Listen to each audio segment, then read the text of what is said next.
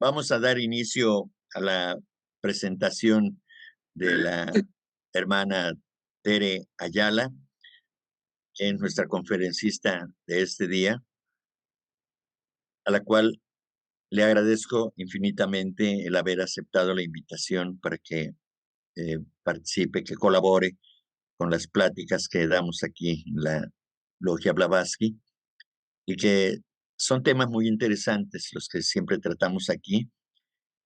Y en la voz de nuestra querida hermana Tere, pues toma un significado más relevante. He de decir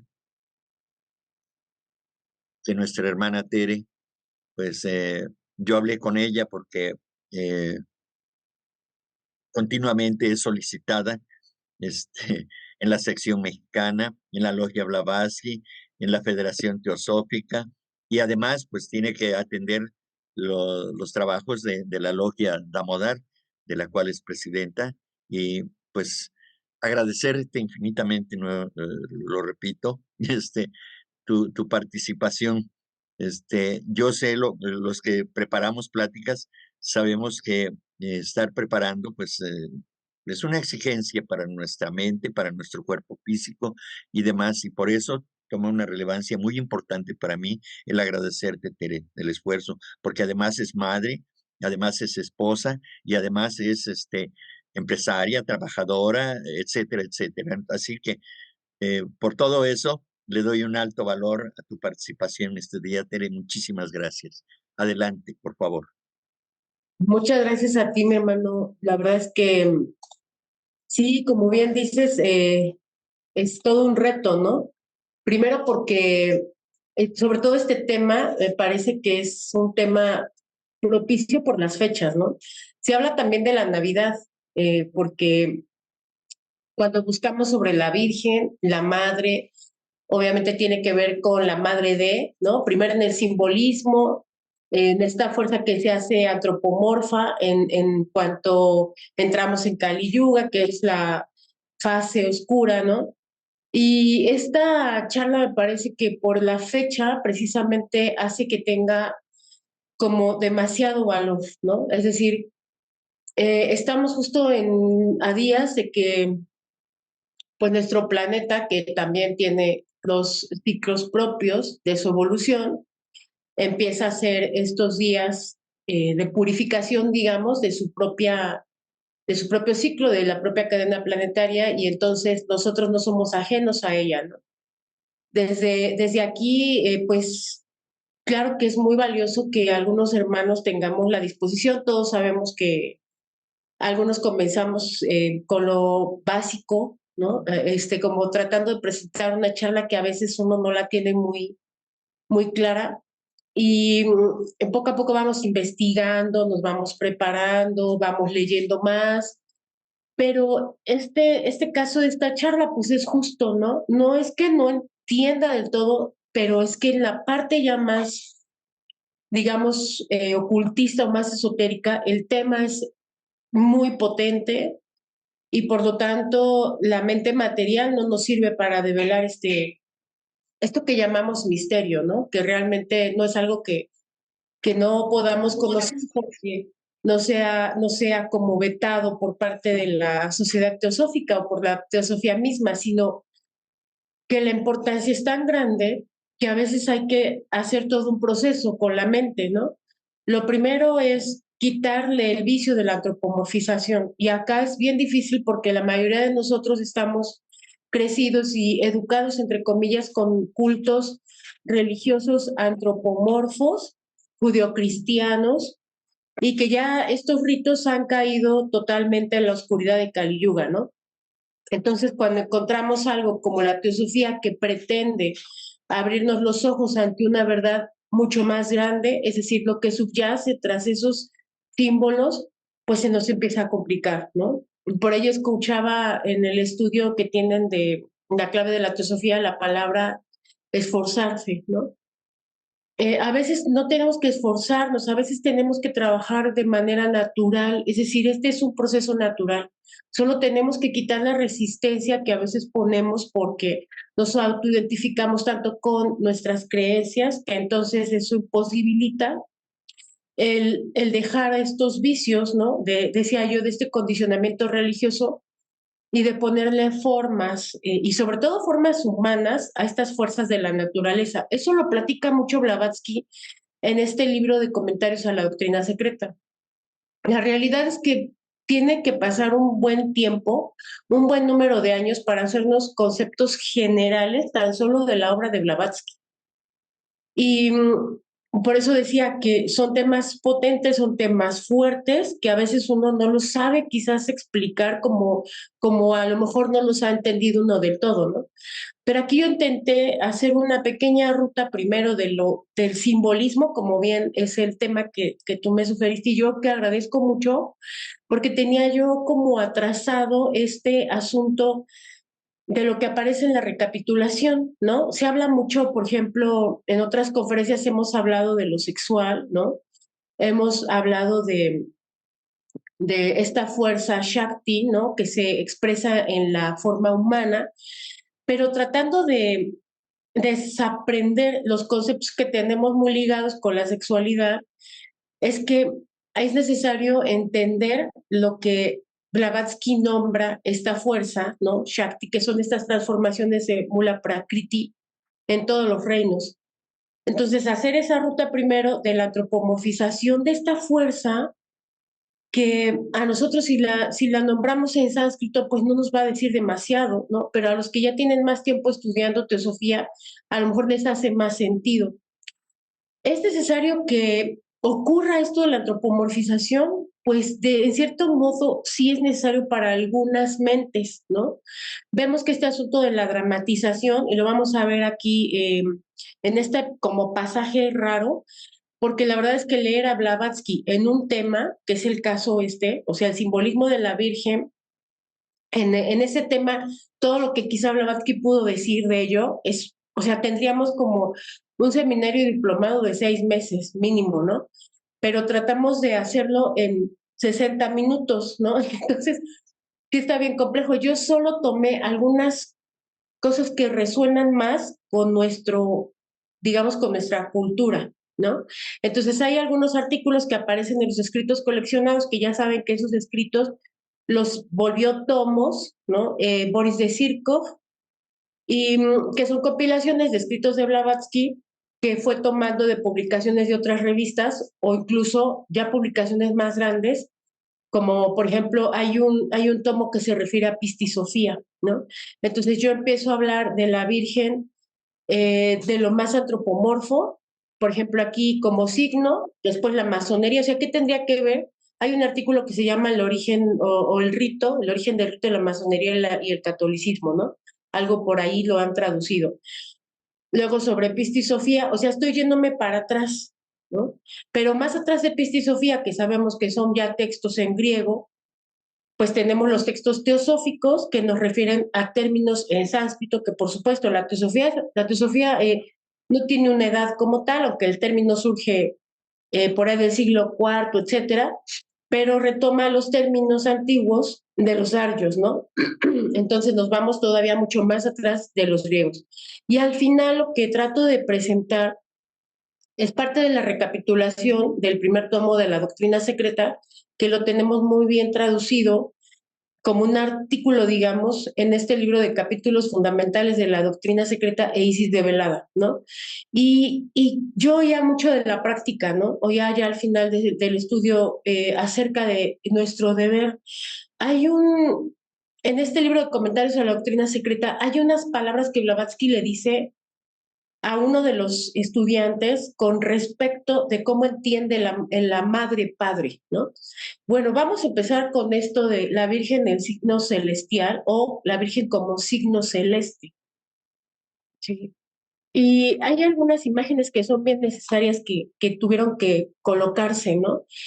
Ella hace una recapitulación, ya saben que era especialista en estudiar otros autores, Y entonces nombra a estos, por ejemplo, a Dupuis, a Bulney, a Higgins, que rastrean estas instrucciones del Papa Julio I, ¿no? Para ver los orígenes más antiguos de las antropomorfizaciones de la Virgen, ¿no? Y menciona que estos autores demostraron que durante periodos incalculables, antes de nuestra era, dice ella, basándose en datos astronómicos muy claros, casi todos los pueblos antiguos habían celebrado el nacimiento de sus dioses solares ese mismo día. Dupuis dice que el signo celestial de la Virgen y el Niño existía varios siglos, varios miles de años antes del nacimiento de Cristo. Comenta Higgins en su Anacalipsis, ¿no? Aquí hay muchos, yo dejé como ciertas pistas para los que investigan de repente a estos autores, ¿no? Los voy dejando como que por allí en esquemas para que podamos investigarlos después.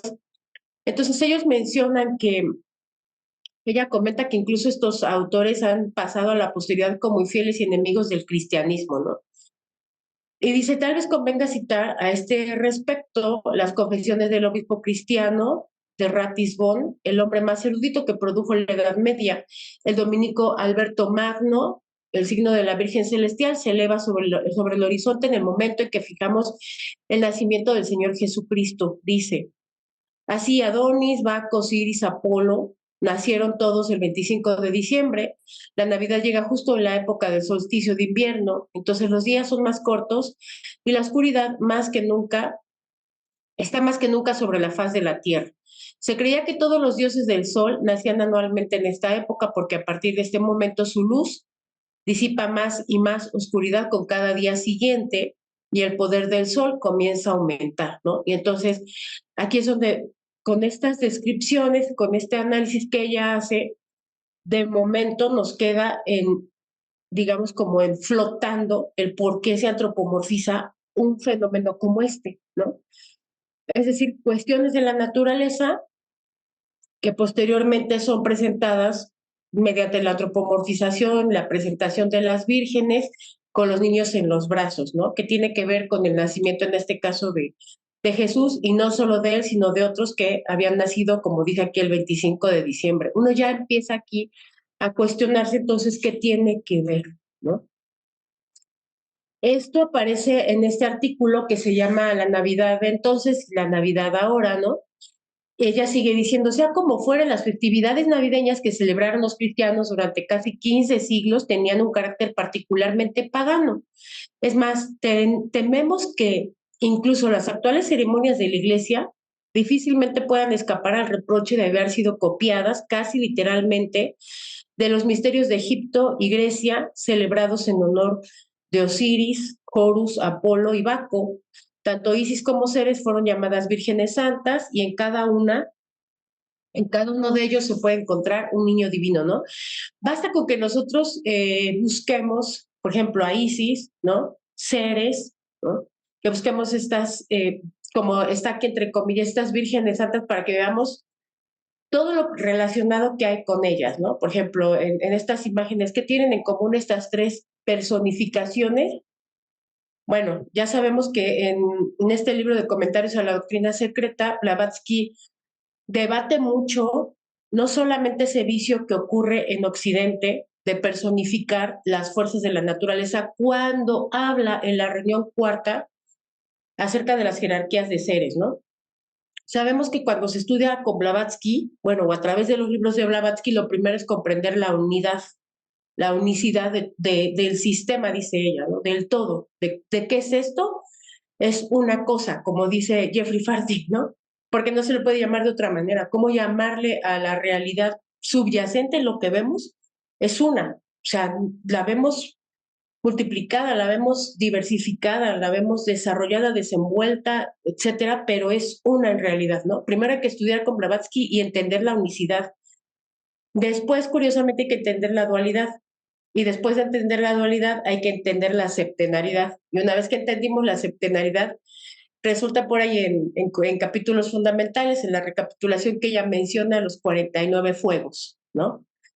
Ah, bueno, entonces resulta que esos 7 todavía se van a interrelacionar, ¿no? A desdoblar, a desarrollar, a manifestar, etcétera, y se transforman en 49 y así múltiplos de 7. Entonces resulta que cuando hablamos de jerarquías de seres, ella a todos genéricamente les llama Jan Johannes, ¿no? Y después los separa. O sea, pasa de la unidad a la dualidad. Cuando hablamos de la septenaridad, ella ya no define todos. Y eso es por obvias razones, ¿no? Ella menciona en un artículo que los antiguos esoteristas estaban juramentados para no revelar todo, ¿no? O sea, tiene sentido que ella no los revele. Ahora, tampoco hay a quien revelárselos porque pues, la mente materialista de nuestra época pues impide que comprendamos a lo que se refieren ya estas particularidades de estas jerarquías de seres. Entonces ella debate mucho con los estudiantes, que los estudiantes de continuo tienen ese vicio de antropomorfizar las fuerzas de la naturaleza, pero no solo le pasa a los occidentales, es más, le ha pasado a los hindús. ¿Sí? Ella dice que estos altares que tienen con copiosas imágenes y bultos, que es imposible adorarles a todos y rendirle culto a todos, porque no sea que además tienen ciertas características, unos son recelosos y etcétera. Entonces no sea que uno se vaya a celar de que le haces más culto a aquel o a tal, siendo como hasta un poco irónica, ¿no? Definitivamente esto pasa por la entrada en Kali Yuga, ¿no? Y es de alguna forma un tanto necesario para algunas mentes que así lo necesitan, pero no es el fin, ¿no? No es el propósito último. Es decir, el propósito es romper ese vicio de la antropomorfización, ¿no? Si bien recurrir a estas figuras, por ejemplo, aquí estas tres que hay, ¿no? Nos lleva a evocar el poder de la, digamos, feminidad presente en la naturaleza, ¿no? Esas fuerzas de la naturaleza que lo germinan, que digamos que se auto eh, eh, fecundan para producir la vida, ¿no? Vemos esos campos sesgados con las semillas ahí germinándose. O sea, todo este simbolismo que hay alrededor de las vírgenes, ¿no? Que de repente, pues no es que al ser occidentales lo sepamos, o sea, realmente cuando leemos de Blavatsky nos damos cuenta que hay mucho que ignoramos, o sea, tan solo un nombre nos puede llevar a revisar de dónde pertenecía ese culto, de dónde era esa virgen, a qué se refería. Aquí tienen que ver los babilonios, los fenicios, los egipcios, los griegos, ya sabemos que hay de varias clases, ¿no? Hubo griegos que se prestaron a la antropomorfización y hubo griegos gnósticos que no se prestaron a la antropomorfización. Y después de la venida de Jesús o de este personaje de Joshua, pues resulta que hubo una cierta pelea donde los grupos que no estaban prestos a la antropomorfización prefieren mantenerse ocultos y los otros fundan el catolicismo, ¿no? Y no solo eso, sino que este catolicismo se ha venido mutando conforme ha sido necesario, no solamente de manera social, sino económica y hasta políticamente, ¿no? Entonces ya se transforma finalmente en un rito que es imposible de estudiar sin estudiar el contexto histórico y social, ¿no? Entonces ella sigue diciendo y poniendo de ejemplo ciertas vírgenes que decía yo, de repente es complejo entenderlas o estudiarlas porque sus lenguas de origen pues prácticamente están perdidas, ¿no? Ella sigue diciendo que las reinas, vírgenes o madres, y además dice así, estos tres títulos se aplican a Isis, Rea, Cíbeles, Diana, Lucifera, Lucina, Luna, Telus, Latona, Triformis, Proserpina, Hécate, Juno, Vesta, Ceres, Leucotea, Astarte, además dice las celestiales Venus y Urania, Alma, Venus, etcétera, etcétera, etcétera, además del significado primitivo de la Trinidad, lo esotérico o el de Padre, Madre e Hijo. No significa esta trimurti occidental o estas tres caras en el panteón masónico Sol, Luna y el Venerable. Una ligera alteración, en verdad, del fuego, Sol y Luna germánicos y septentrionales. Es el conocimiento íntimo de esto, tal vez, lo que hizo que el masón Ragón describiera así su profesión de fe. El hijo es el mismo que Horus, hijo de Osiris e Isis.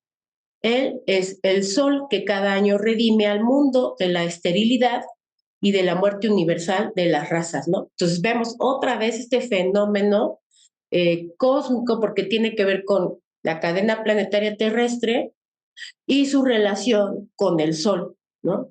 Pero vemos que esta relación del Sol está presente en los 365 días del año, aunque toma mayor importancia, ya sabemos que los equinoccios, los solsticios, es lo que nos está diciendo aquí, cuando el Sol, ¿no? Se transforma metafóricamente en este niño y entonces aquella madre le da nacimiento, ¿no?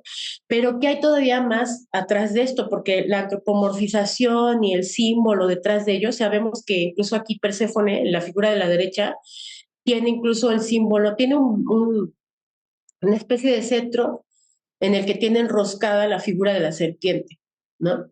Y ya sabemos que esa serpiente, que además pues, está en el emblema de la sociedad teosófica, en el cetro tiene una postura diferente de la que aparece en el emblema, pero que en el emblema representa, digamos, ese término que ahora algunos estamos estudiando que se llama el huevo mundano, ¿no? ¿Qué es este huevo mundano? Por ahí aparece como a manera de artículo en el que Blavatsky describe todas las manifestaciones de esta madre que se fecunda, o sea, se autogermina y que va a permitir, digamos, lo que llamamos manifestación dentro de ese huevo mundano que además no está del todo limitado, ¿no? Muchos, cuando vemos estos pictogramas que aparecen en el proemio, pensamos que específicamente ese círculo fuera como que de ahí nomás no va a salir, ¿no? Pero la realidad, como lo describe ella en Comentarios sobre la Doctrina Secreta, es que este círculo, o ese que después va a ser el huevo mundano, está interpenetrado por ese sagrado espacio abstracto absoluto, ¿no? Y entonces estamos hablando de cosas que a algunos quizás preferiríamos quedarnos con lo antropomorfo de las advocaciones femeninas. Pero esa no es la finalidad, decía, ¿no? Hay que romper, hay que hacer ese ejercicio de intentar de a poco romper esa antropomorfización para entender de qué va este asunto de la Virgen, de la Madre o de la Reina, ¿no? Esta Trimurti, como le llama Blavatsky. Ella sigue diciendo, y si continúan hablando de las letanías, porque además, en los orígenes, obviamente, de lo que conocemos como la Iglesia Católica, pues por supuesto que hay todavía bastantes rastros, ¿no? Como las letanías. Por eso dice que quien inventó esas letanías, dice, siguen hablando de estas letanías, templos, fiestas, misas y servicios eclesiales particulares de la Virgen María, peregrinaciones, oratorios, jacobinos, franciscanos, vestales, prodigios, exvotos, nichos, estatuas, etcétera, etcétera, etcétera. De Malville, gran erudito hebreo y traductor de literatura rabínica, observa que los judíos dan a la luna todos los nombres que en las letanías se utilizan para glorificar a la Virgen. Encuentra en las letanías de Jesús todos los atributos de Osiris, el sol eterno, y de Horus, el sol anual, y lo demuestra. Mater Christi es la madre del Redentor de los antiguos masones, que es el sol. Los hoi polloi entre los egipcios afirmaban que el niño, símbolo de la gran estrella central, Horus, era el hijo de Osiret y Oset, cuyas almas habían animado después de su muerte al sol y a la luna.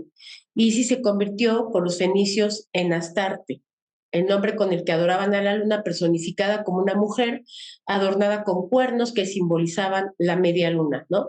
Entonces ya vemos que es esta relación, otra vez, ¿no? Ella sigue insistiendo en la relación cósmica que hay de la cadena planetaria terrestre y el Sol, pero que la cadena planetaria terrestre no salió de la nada, ¿no? O sea, el antecesor de la cadena planetaria terrestre sabemos que fue la cadena planetaria lunar, que es otra cosa que también ella debate mucho con los estudiantes, para que ellos entiendan que esa luna que nosotros vemos, primero, es un cadáver, ¿no? Y lo más difícil para entender estos estudiantes fue que esa luna sigue estando relacionada con la cadena planetaria presente, ¿no? Que es la terrestre. Entonces hay varias cosas que tenemos que ir como poniendo un poquito en paralelo, ¿no? Es decir, aquí entra en función muchos temas teosóficos, como puede ser las cadenas planetarias que están metidos en el tema de globos, rotas y razas, ¿no? Las jerarquías de seres, porque ¿qué es lo que vivifica las cadenas planetarias? Ella explica que son esas jerarquías de seres, ¿no? Estos Lian-Chohanes, como les llama de manera genérica, o sea, a todos les llama así y ya después los empieza a subdividir, ¿no? Ahí tenemos dos temas. Y el otro que es los elementos y los elementales. ¿Qué tendrían que ver los elementos y los elementales? ¿No? Hay de muchas clases, hay de muchas especies, que son precisamente los que vivifican esas jerarquías de seres, ¿no?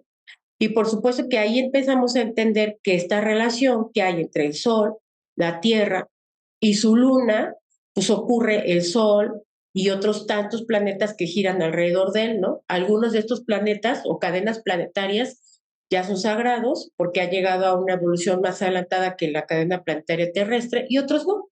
Otros están, digamos, como más evolucionándose, ¿no?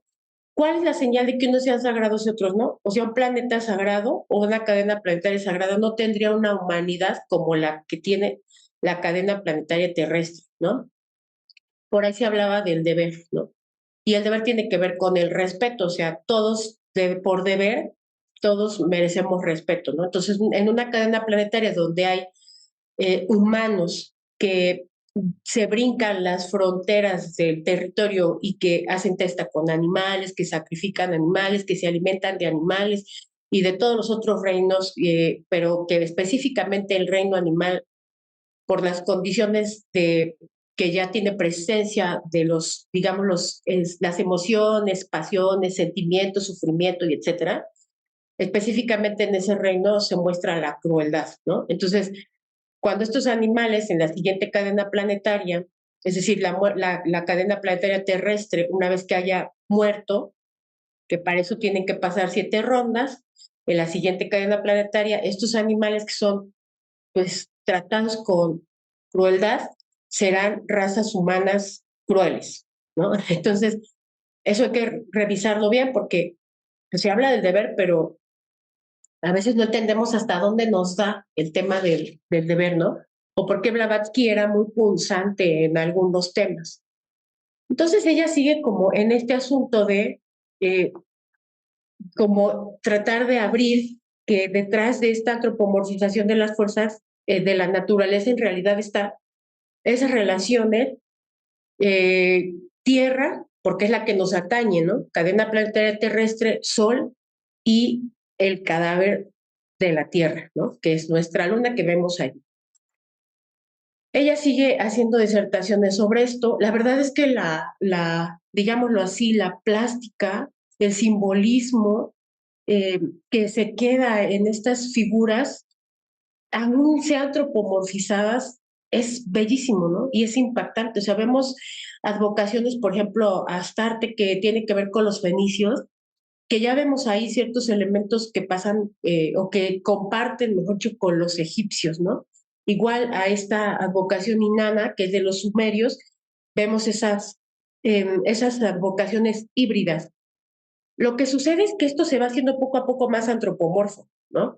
Es decir, si nosotros pudiéramos hacer el equivalente de estas divinidades, estas vírgenes en nuestro México antiguo, pues seguramente vamos a ver muy poco del humano, ¿no? Estas advocaciones poco a poco van perdiendo el hibridismo con lo animal y vegetal para mostrarse cada vez más humanas, ¿no? En el México antiguo, por ejemplo, si llamamos o evocamos como a Coatlicue, a Chalchitlicue, pues vamos a ver que estas advocaciones no tienen senos, no tienen las piernas definidas, ¿no? Como en el caso acá de Inanna. Y esto todavía cae mucho más en la oscuridad cuando ya vemos ahora una advocación más familiar, que puede ser la Virgen de los Dolores, ¿no? Que decimos, tiene que ver con la temporada, con los ciclos del planeta, bueno, de la cadena planetaria, con las relaciones que hace el Sol con la cadena planetaria y que por supuesto sigue, este Sol sigue, digamos que impactando al cadáver de esta cadena planetaria nuestra, ¿no? Sabemos que estas influencias, tanto las llaman los hindús influencia malévola o influencia benévola, cuando la luna está iluminada por el Sol, tiene ciertas funciones sobre la Tierra y cuando la luna no está iluminada por el sol, hay otras funciones distintas, ¿no? Y ellos tienen ciertas preparaciones digamos, para cubrirse de estas influencias, ¿no? Hay una serie de prácticas allí que ellos realizan, pero que, bueno, tiene que ver con ellos porque digamos que su religión no ha sido trastocada del todo como en el caso nuestro, ¿no? A lo mejor algunas familias se preparan en estos días para la pasión de Cristo, ¿no? Vemos que aquí también sobrevive lo septenario, ¿no? Estas 7 espadas que atraviesan de alguna forma el cuerpo de la Virgen y que tienen que ver con los 7 dolores que ella experimenta, ¿no? Desde que pierde al hijo en el templo, lo ve crucificado, lo ve colgado, lo tiene que sepultar y etcétera. Todo este drama que esconde verdades todavía más fuertes, ¿no? Yo creo que para nada nos imaginaríamos cualquiera que tenga hijos que algo así le pueda pasar, ¿no? A un hijo, ¿no? O sea, tiene que haber cierto dramatismo para que la conciencia resuene en algunas mentes.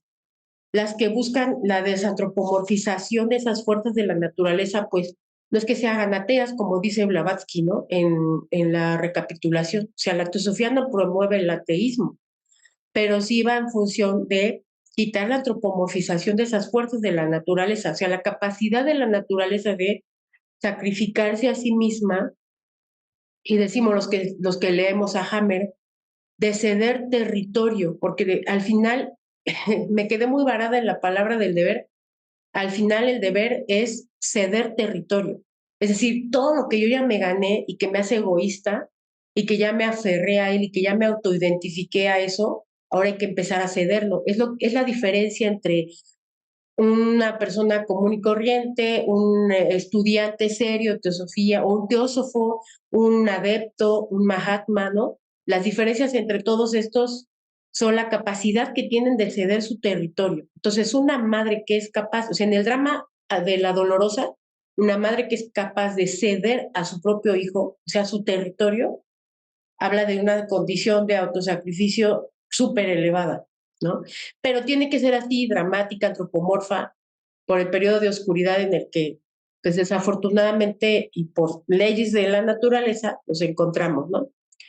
Entonces vemos que ella sigue hablando sobre este asunto de las vírgenes, habla otra vez de Astarte, que fue representada en el equinoccio de otoño después de la derrota de su marido el Sol por el príncipe de las tinieblas y su descenso al Hades, llorando por la pérdida de su consorte que también es su hijo, como lo hace Isis, o la de su consorte, su hermano e hijo Osiris Horus, ¿no? Entonces el drama es el mismo.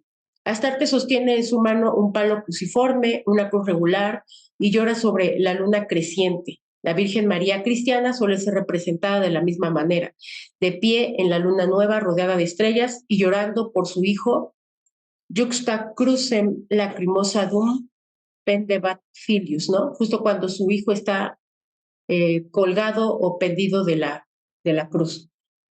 Entonces, este drama cósmico, ¿no? Esta relación, otra vez, cadena planetaria terrestre, el Sol, la luminosidad, es decir, nosotros no somos videntes, pero ¿qué ocurre en esa distancia que hay del Sol a la cadena planetaria terrestre? Una emanación constante, continua, permanente de elementales que son enviados, elementales de muchas clases que son enviados de ese Sol central, como lo vemos, pero no solo de lo que vemos, sino de esos, digamos, esos otros soles que no percibimos que convergen en ese mismo, ¿no? Aquí hay que tener también el tema de la clasificación septenaria muy claro, porque nos estamos yendo para atrás, o sea, estamos yendo del antropomorfo, de lo que quizás conocemos, Isis, Osiris, la Dolorosa, otras vírgenes que quizás no conocíamos y nos estamos yendo hacia atrás. Entonces, cuando vayamos a hablar de Pista y Sofía, pues vamos a ver que ellos ya, según Blavatsky, tenían esta clasificación septenaria, ¿no? Entonces sigue diciendo Blavatsky en ese tema acerca del origen del rito en la masonería y en la Iglesia Católica, es en verdad, y no hay más, dice, acerca del origen de la Iglesia Católica para encontrarse repitiendo antiguos encantamientos a Adonai, Venus, la madre de Adonis, el dios solar, de tantas naciones, a Milita, la Venus asiria, diosa de la naturaleza, a Lilat, a quien los árabes simbolizaban con los dos cuernos lunares, a Selene, esposa y hermana de Lión, el dios sol de los griegos, a la Magna Mater, As Honestisme, purísima, castísima, la madre universal de todos los seres, porque ella es la madre naturaleza, en verdad es María, la Isis, Mirionimus, la diosa madre de los 10.000 nombres, así como el sol, era Febo en el cielo, así se convirtió en Apolo en la tierra y Plutón en las regiones aún más bajas después de la puesta del sol. O sea, todo tiene que ver con este drama cósmico, ¿no? Es decir, este autosacrificio de esas jerarquías de seres que viven en los soles, no solo lo que percibimos físicamente de los soles, más allá, eso lo explica ella en la recapitulación, ¿no? Y el trabajo incesante que hacen estos soles por descorporificar y disgregar esos cadáveres de las cadenas planetarias que van abandonando sus cuerpos. O sea, la verdad es que a veces es bien difícil graficar algo así mentalmente. Es difícil imaginarnos todos los diagramas que aparecen de sistemas solares, etcétera, que hemos visto en los libros o ahora en animaciones que son tan comunes, pues no son más que animaciones, cosas que a lo mejor nos podemos ayudar imaginando, ¿no? Pero que ni remotamente podríamos percibirlas con nuestros reducidos sentidos, ¿no? Entonces ahí es donde toma más valor todas estas descripciones que Blavatsky hace. Y sigue diciendo, así la luna era Febe en el cielo y Diana en la tierra, Gea, Latona, Ceres, convirtiéndose en Hécate y Proserpina en el Hades. ¿Dónde está entonces la maravilla? Si María es llamada reina o virgen, reina de las vírgenes y castísima, cuando incluso las oraciones que se le ofrecen a la hora sexta de la mañana y de la tarde son copiadas de las que cantan los gentiles paganos a las mismas horas en honor de Febe y Hécate, el verso de la letanía a la Virgen, Stella Matutina, se nos informa, es una copia fiel de un verso de la letanía de los triformis de los paganos. Fue en el concilio que condenó a Nestorio que María fue titulada por primera vez Madre de Dios, Mater Dei, ¿no? Y bueno, si buscamos sobre este concilio, pues resulta que ahí precisamente a Nestorio pues, le costó demostrar las dos naturalezas de Jesús, ¿no? Que ya sabemos que estas dos naturalezas es que era divinidad y humano. ¿Y cómo explicar eso, no? Y además con toda esta secrecía que hay en la Iglesia Católica, ¿no? Entonces, en ese concilio que fue por ahí del siglo tercero, cuarto, ¿no? Obviamente después de Cristo, pues se debatía este asunto de la Madre de Dios. Ya esto sigue estando en el origen del rito de la iglesia y la masonería, que muchos conocemos como artículo traducido, pero que aparece en los escritos coleccionados en el volumen 11, entre la página 96 y la 97. O sea, hay bastante escrito con respecto de la madre y todo este pasaje que hace Blavatsky. No solo en este artículo, hay varios de estas antropomorfizaciones de la fuerza, ¿no? Ella sigue diciendo, el sol era el padre, la naturaleza eterna, virgen, madre, Osiris e Isis, espíritu, materia. Esta última, o sea, la materia, adorada en cada uno de sus tres estados por paganos y cristianos. De ahí las vírgenes, incluso en Japón, vestidas de azul, tachonado de estrellas, de pie sobre la media luna lunar como símbolo de la naturaleza femenina en sus tres elementos aire, agua y tierra. El fuego o sol masculino fecundándola anualmente con sus rayos radiantes, las lenguas hendidas como de fuego del Espíritu Santo. O sea, la manera en que ella describe, ¿no? Cómo este continuo ir y venir de estas fuerzas de la naturaleza, de estas jerarquías que parten de este regente que es el sol, ¿no? Aquí la manera más poética en que ella lo menciona, lenguas hendidas como de fuego, del Espíritu Santo, ¿no? O sea, es totalmente simbólico.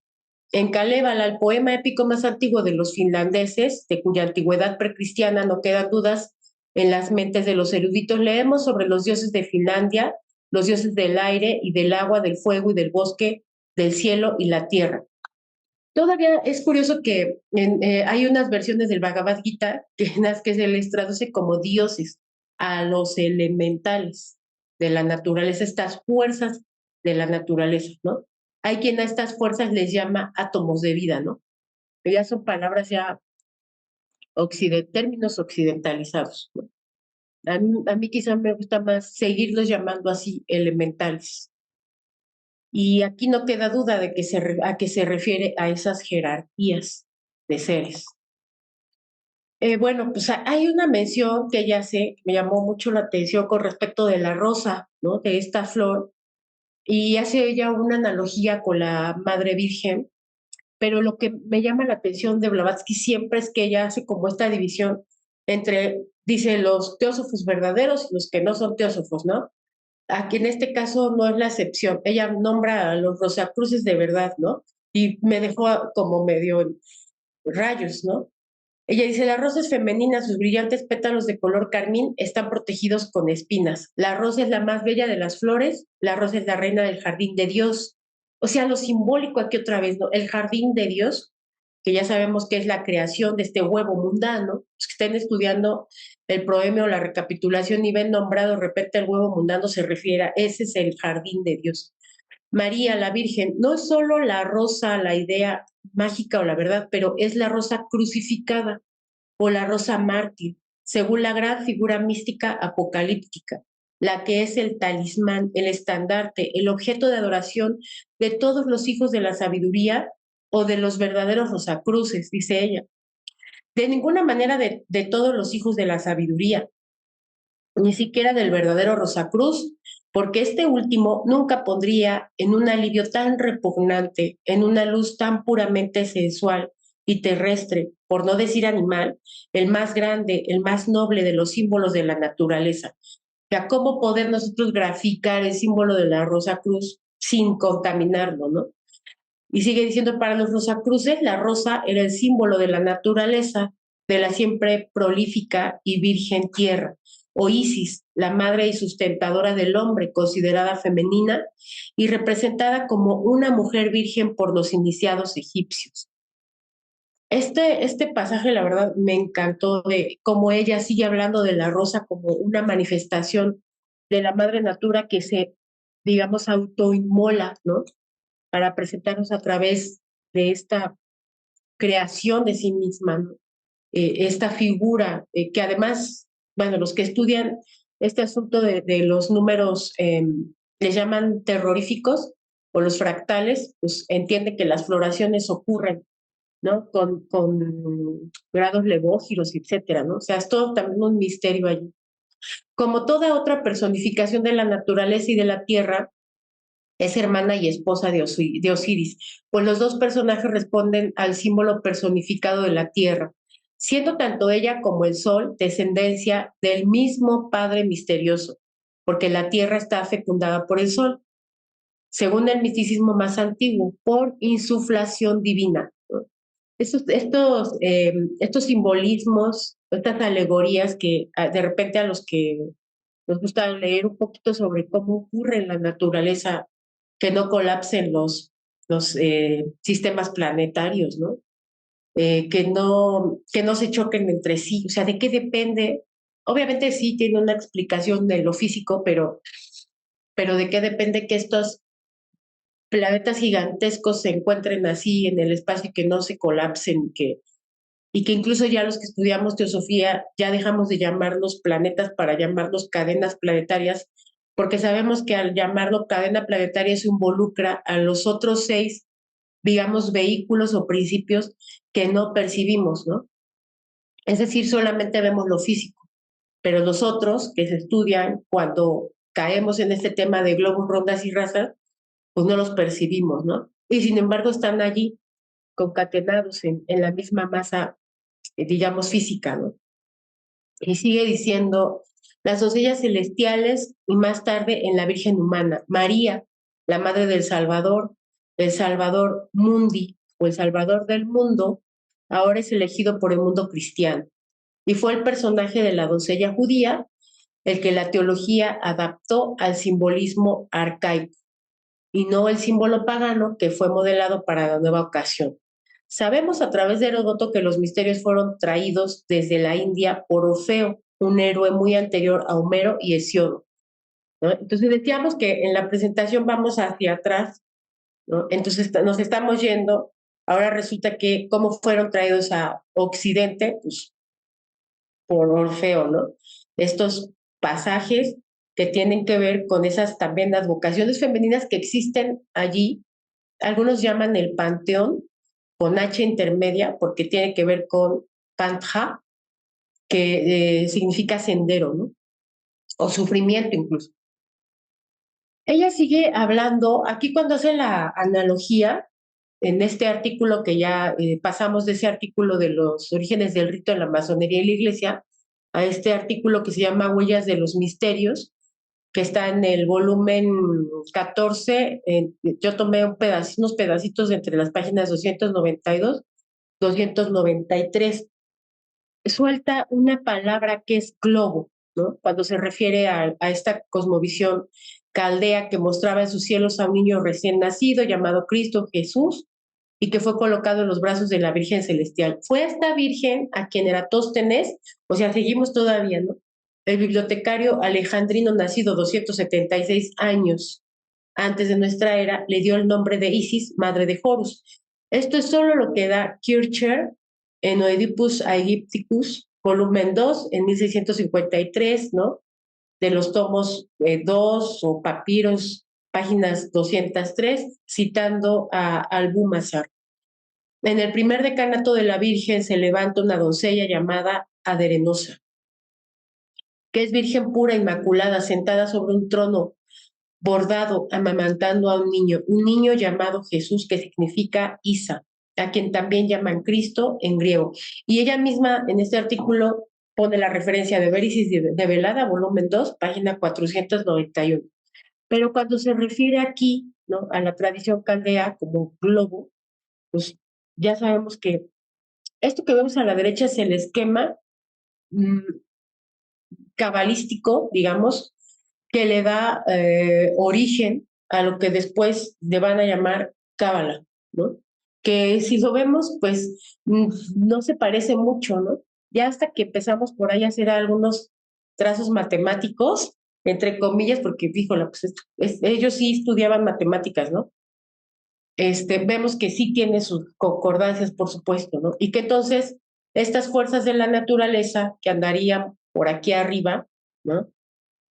Y tienen que ver con la autoinmolación y que se expresan de manera antropomorfa en las vírgenes, en realidad dan a luz a la última céfira, que es el niño, ¿no? Cuando ya la obra está consumada. Entonces, los que tienen mejor familiaridad con la cábala, aunque sea la cábala hebraica, digo aunque sea, porque también hay que saber hebreo allí, pero por lo menos los sefirot, qué significan algunos nombres, ¿no?, etcétera. Por eso al último sefirot, que es Malkut, se le llama el reino, ¿no? Ya la obra está completada y entonces esta madre que se dejó germinar en ese huevo mundano ha dado a luz a ese niño, ¿no? Su obra ya está concluida. Esto ya parece Pisti Sofía según Blavatsky, ¿no? A mí la verdad es que, o sea, cada término es como para estudiarlo bastante.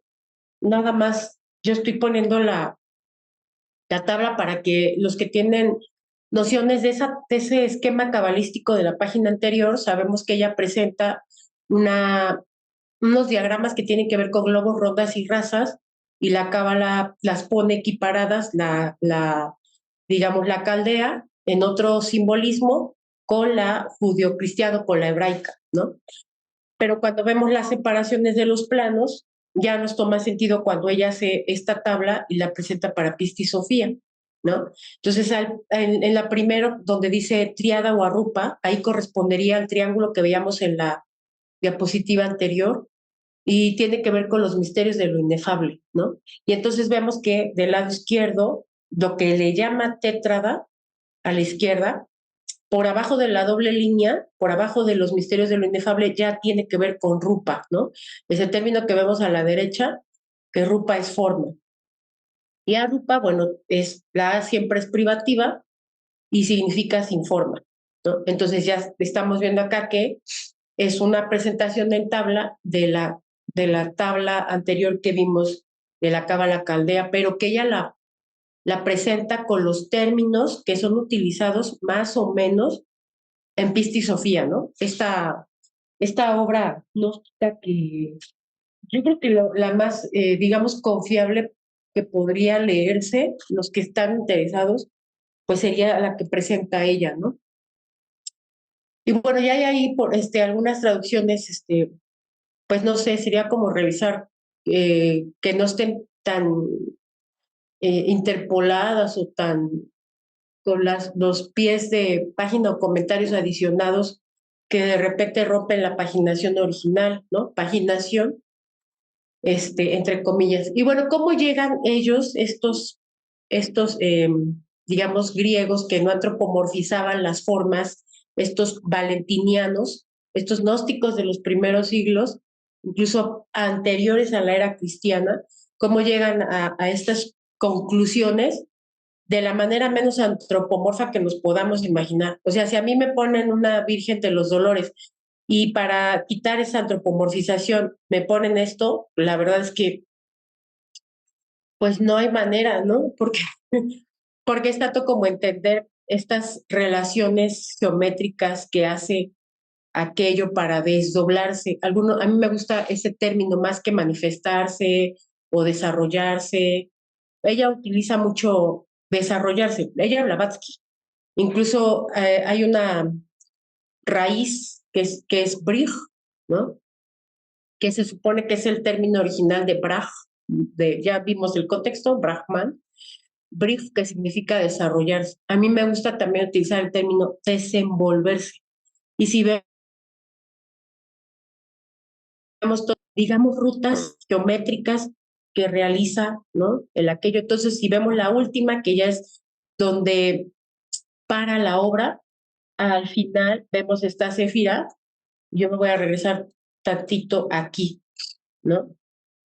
Entonces, esta cábala caldea tiene que ver con estos gráficos del pleroma, ¿no?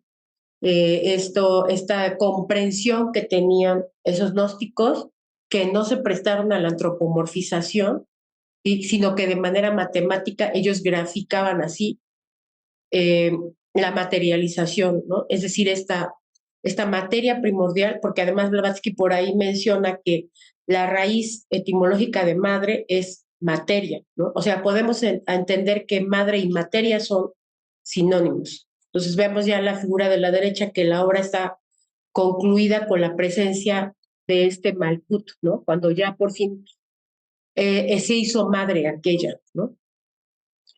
Y bueno, pues estamos casi por terminar porque quería como unos minutos finales para leer un poquito.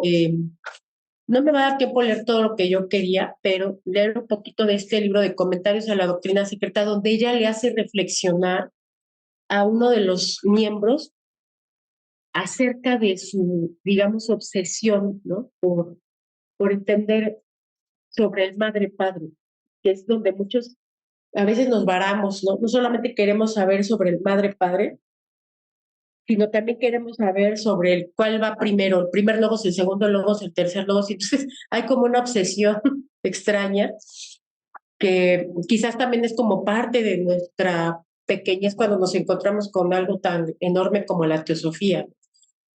Ella, ya en estas últimas diapositivas, ya en la recapitulación de la doctrina secreta, habla sobre quién es podríamos decir, teósofo, ¿no? Cuando vemos la doctrina secreta en la portada, bueno, en las páginas primeras del libro, ella menciona que fue escrita para los verdaderos teósofos, ¿no?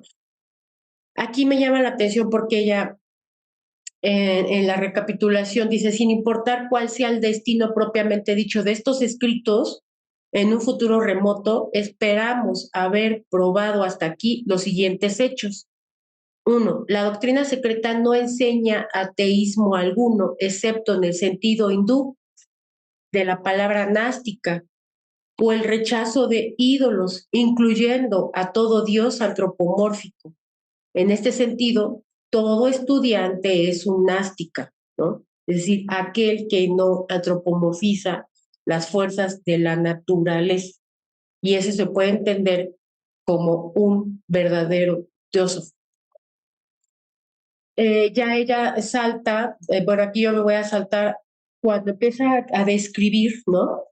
A esta materia, estas fuerzas de la naturaleza en la misma recapitulación, lo empieza a hacer a partir del punto 4. Y dice, la materia es eterna, es el upadi, la base física, para que la mente universal, infinita y una construya sobre ella sus ideaciones. Por lo tanto, los esoteristas mantienen que no hay materia inorgánica o muerta en la naturaleza, siendo la distinción que la ciencia hace entre las dos tan infundada como arbitraria y desprovista de razón. Sin embargo, sin importar lo que la ciencia pueda pensar, y la ciencia exacta es una dama voluble, como todos saben por experiencia, el ocultismo sabe y enseña diferentemente desde tiempo inmemorial. Desde Manu y Hermes hasta Paracelso y sus sucesores, así como Hermes, el 3 veces grande Trismegisto, dice, oh, mi hijo, la materia deviene, anteriormente era, ya que la materia es el vehículo del devenir. El devenir es el modo de actividad de la deidad increada. Habiendo sido dotada con los gérmenes del devenir, la materia objetiva, es traída de vuelta al nacimiento, ya que la fuerza creadora la modela de acuerdo a las formas ideales. La materia, aún no engendrada, no tenía forma. Deviene cuando es puesta en operación. Y bueno, ahí menciona ella que son parte de las definiciones de Asclepio. Esto yo lo puse porque de repente algunos necesitamos a lo mejor buscar si existe ya estas traducciones de este libro, ¿no? Por ejemplo, así como nombra también algunas de las obras de Paracelso. Y dice que aparecen en las definiciones de Asclepio, las páginas 133 a las 134 de la obra La Virgen del Mundo, por la doctora Anna Kingsford en 1885. Todo es el producto de un esfuerzo creador universal. No hay nada muerto en la naturaleza. Todo es orgánico y viviente. Y por consiguiente, el mundo en su totalidad aparece como un organismo vivo. Esto está en la Filosofía de los Atenienses, capítulo de la obra Paracelso, traducido del alemán al inglés por Franz Hartmann en 1877, en la página 44. Esa es la última diapositiva, porque bueno, lo que dice Blavatsky en la recapitulación, la verdad es que es bastante oculto, incluso esa parte de la recapitulación se le dio un subtema que es algunos aforismos, ¿no? Algunos aforismos ocultos, algo así, más o menos se llama. Y por supuesto que nosotros podríamos pasarnos estudiando sobre qué se dice más acerca de este madre-padre, ¿no? Yo voy a terminar nada más con esto último que Blavatsky debate en este libro de los comentarios a la doctrina secreta, tiene que ver con la reunión 10. Ya saben que este libro básicamente son las últimas reuniones que Blavatsky realizó con lo que ella llamó la logia Blavatsky o la logia de Londres, ¿no? Después de todo esta huida que tuvo que hacer de Adyar y etcétera, ¿no? Entonces aquí ellos están preguntándole, o sea, para la reunión 10, la verdad es que ya vamos casi medio libro de comentarios a la doctrina secreta, ya se ha debatido varias veces acerca de lo que es la mula prakriti, la kasha, alaya y etcétera, pero todavía algunos alumnos siguen preguntándole acerca de este madre padre, ¿no? Vemos a Archibald Keisley, pregunta 6 y le dice, ¿qué es la madre y qué es el padre en este sentido? Y Blavatsky le contesta, la madre se convierte en la madre inmaculada solamente cuando la diferenciación se ha completado. De otro modo, no habrá tal calificativo. Por ejemplo, nadie hablará del espíritu puro como algo inmaculado, porque no puede ser de otra manera. El espíritu inmaculado se convierte simplemente en materia. Así que la Madre Inmaculada te muestra que su calificativo es posible. Es materia, y es inferior. Por lo tanto, la madre es la materia inmaculada que comienza la jerarquía. Eso finalizará con la humanidad y el hombre, porque debe comenzar por algo que no puede ser padre-madre. Ellos son en el comienzo idealmente potenciales. Luego de potenciales se convierte únicamente en la madre. ¿Por qué es la madre? Toma la etimología de la palabra y encontrarás que es simplemente la materia y que esta materia es la materia primordial que siempre lo es. Y después de esto, desde luego, la Madre Inmaculada. La idea de la Madre Inmaculada viene de esto porque el espíritu es invisible. Y entonces Catley le pregunta, entonces uno entra en dificultades al tratar de comprender esto. Porque aquí tienes al tercer logos que es padre-madre en la manifestación. ¿No es así? Blavatsky. Por favor, tendrás tiempo de estar confundido y perplejo. Tú encontrarás algo más difícil, sin embargo, son intercambiables. Ahora ve, es simplemente lo mismo que regañaras a un químico porque te mostrara algún compuesto o producto químico y te diera este nombre y luego él llamara algo con otro nombre. Pero todos son uno y todos diferentes. Es algo que tienes que aprender. Es el orden en el que hay que proceder. No puedes ir más allá porque simplemente enmarañarías tu cabeza con cosas completamente inútiles, a menos que quieras convertirte en un metafísico vedantín y vayas y des conferencias acerca de esto. Te digo solamente, te confundirás a ti mismo y nada más. Y él le replica y le dice, mi único objeto es encontrar lo que significa, le dice Castli.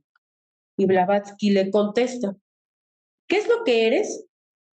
Lo que piensas que eres, de ninguna manera lo eres. Es orgullo. Eres una parte de la humanidad, aunque eres Archibald Castli. ¿Y qué es la humanidad? La humanidad es una parte de miles de millones de humanidad que han desaparecido. Es un fragmento de todo y nada más.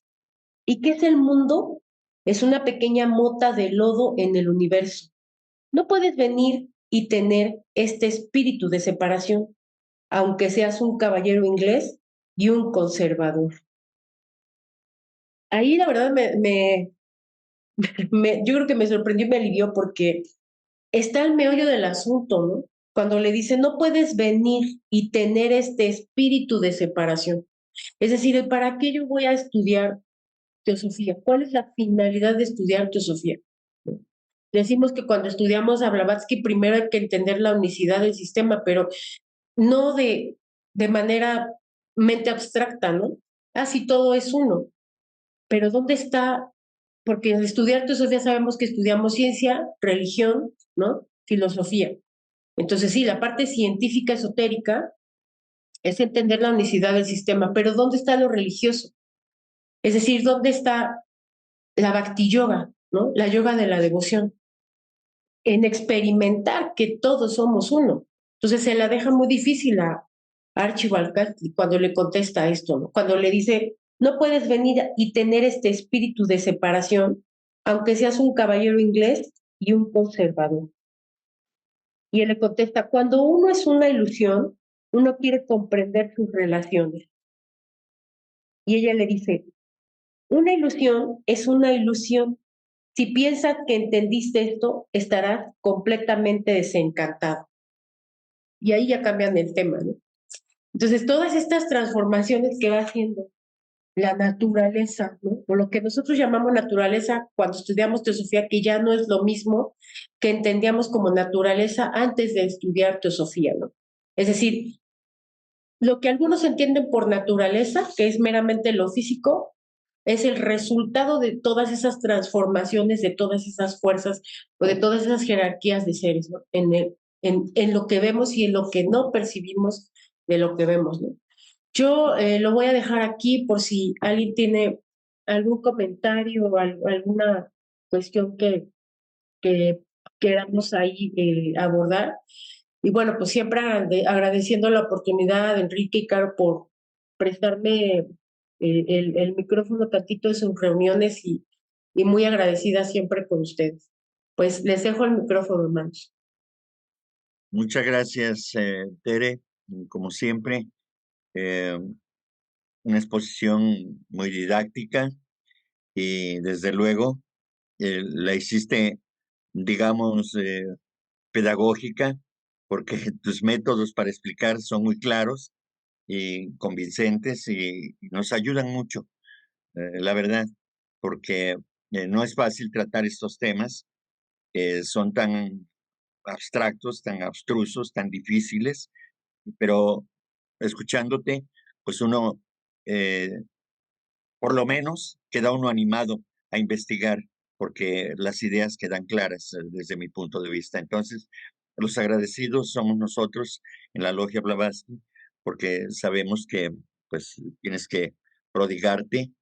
Desde luego que tienes la facilidad de, de poder eh, hacer estas cosas y por eso confiamos en que siempre que nos otorgas, nos dispensas el conocimiento a través de una charla de esta naturaleza, sabemos que algo valioso va a ocurrir, algo valioso nos va a dejar. Así que muchas gracias nuevamente por todo lo que nos das, nos obsequias con tu trabajo. Gracias. Muchas gracias, mi Tere. Bueno, pues como siempre te la rifas, como te había dicho, me enriquece mucho escucharte. Y fíjate que súper interesante en esta, bueno, en esta foto que tienes aquí, donde dice, no hay nada muerto en la naturaleza, todo es orgánico y viviente. Fíjate que hice, siempre cuando yo he escuchado esta frase, siempre la maestra Blavatsky siempre nos dice, buscan analogías para que puedan entenderlo. Entonces, si nos vamos al Kybalión, ves que habla el segundo principio, que es vibración, que todo en el universo es vibración, todo absolutamente, desde la partícula subatómica más, pues ahora sí que subatómica de todo el universo hasta la estrella más colosal, que tiene materia, que es vehículo, porque todos los vehículos, los subpadis son materia, bueno, pues tienen vibración, ¿verdad? Entonces, se dice que en cada partícula muy pequeña de toda materia, pues está ese espíritu universal, vibra ese espíritu universal, pero al mismo tiempo ese espíritu pues está unido con su contraparte, que es la mater, la materia. Entonces, bueno, pues a pesar de que, con todo y que el Kybalión, bueno, es milenario, y la maestra Blavatsky ya lo conocía muy bien, pues siempre, a veces en alguna de sus enseñanzas, en una ocasión escuché que en una plática que tuvo con Henry Olcott, hablaban respecto a esta forma que porque mucha gente no entendía cómo estaba esta cuestión de la naturaleza. Y en ese siglo, en el siglo XIX, pues no había los descubrimientos de hoy, como, bueno, siempre ha estado, por ejemplo, la mecánica cuántica, la física cuántica siempre ha existido.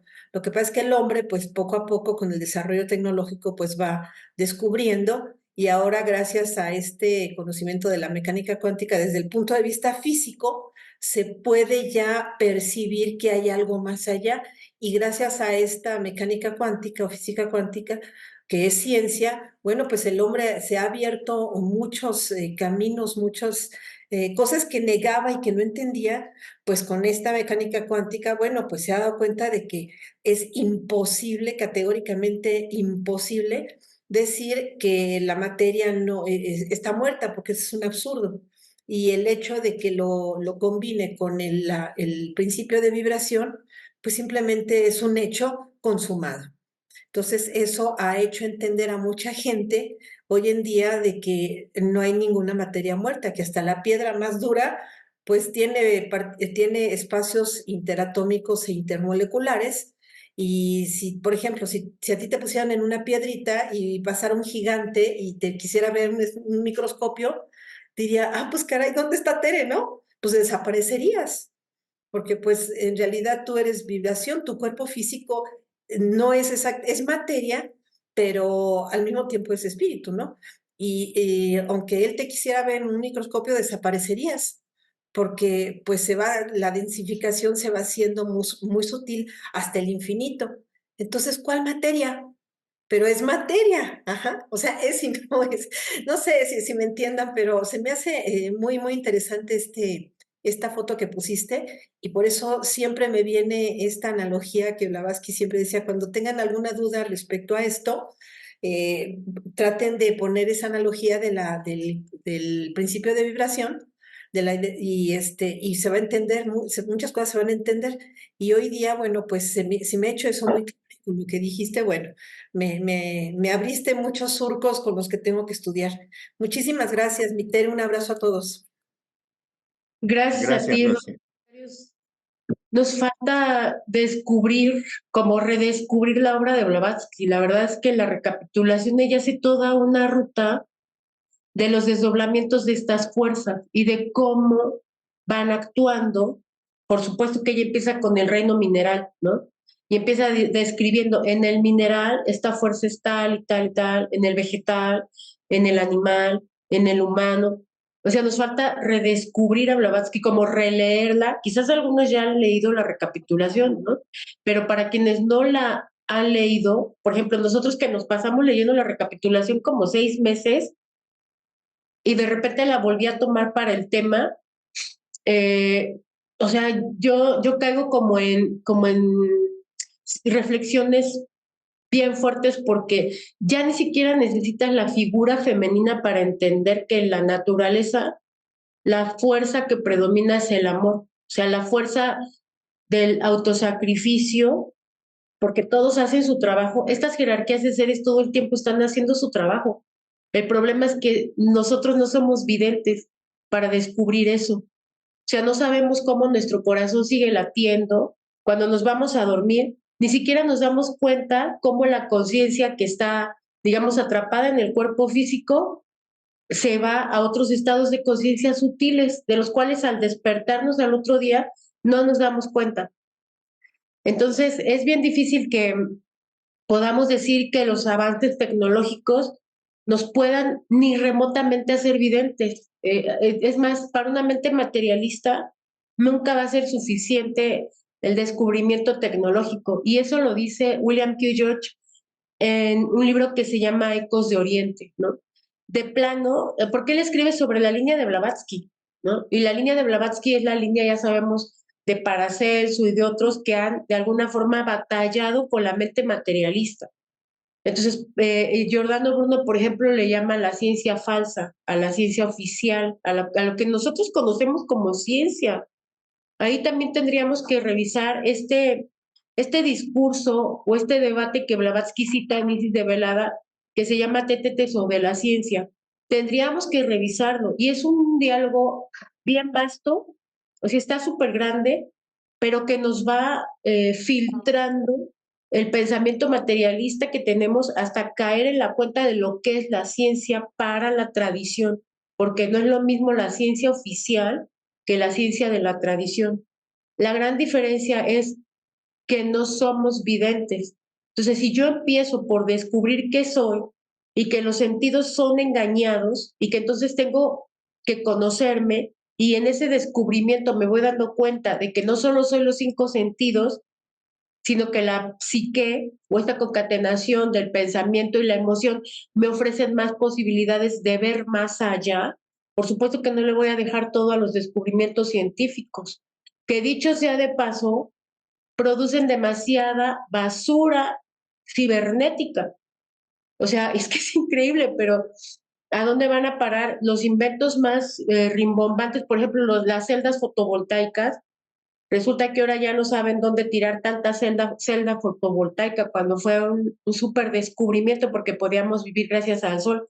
Pero es que siempre hemos podido vivir gracias al sol. Si tú pones una cubeta, el rayo del sol se calienta el agua sin necesidad de una celda fotovoltaica, ¿no? Pero ahora, ¿qué pasa? Que hay demasiada basura, no solo en nuestro planeta, también en el espacio flotando por allí, ¿no? O sea, hay que como que revalorar, porque el intento que yo quise aquí fue ver hacia atrás.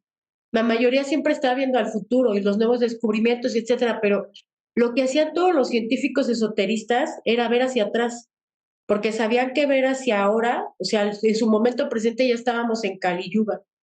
Entonces todos buscaban esa línea de la tradición para no perderse.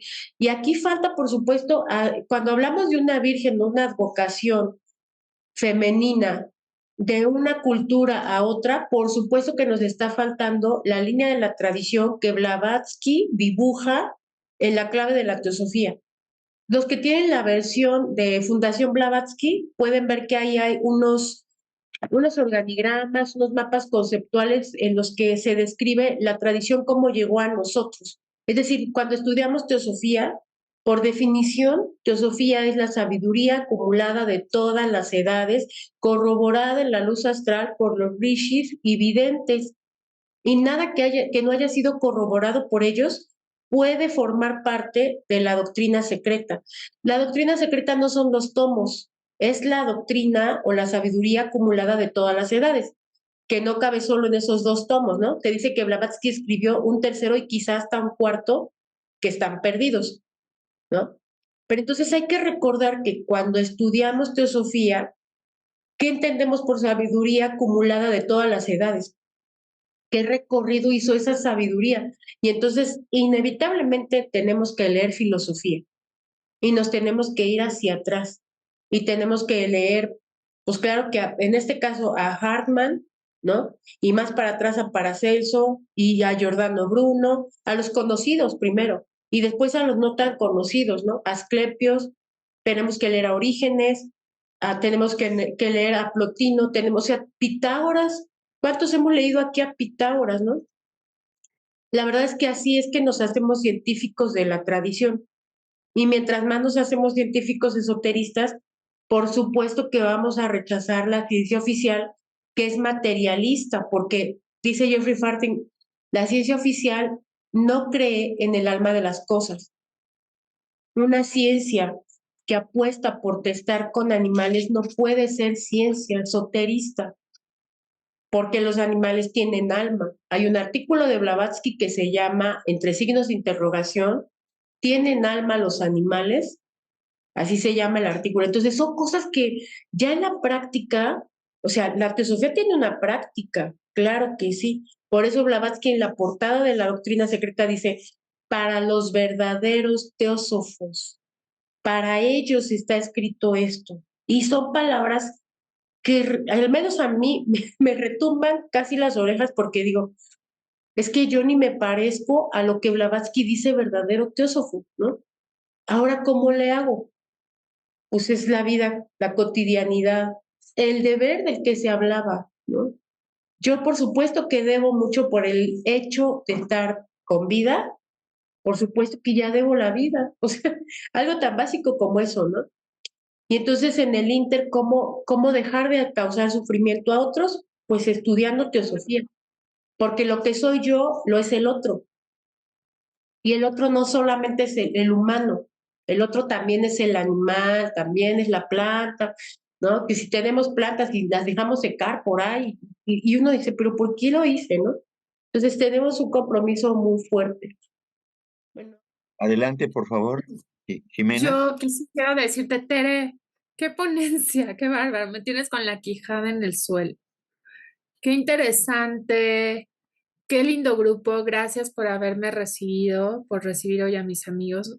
Nosotros estudiamos los logos planetarios de Alice Bailey y bueno, yo ahorita me doy cuenta que no sé nada, que me falta tanto por estudiar, pero pues estoy muy agradecida que me hayan invitado a este grupo y con lo que yo pueda colaborar también, me encantaría en algún futuro. Y gracias por el Bhagavad Gita de la vez pasada, también muy interesante.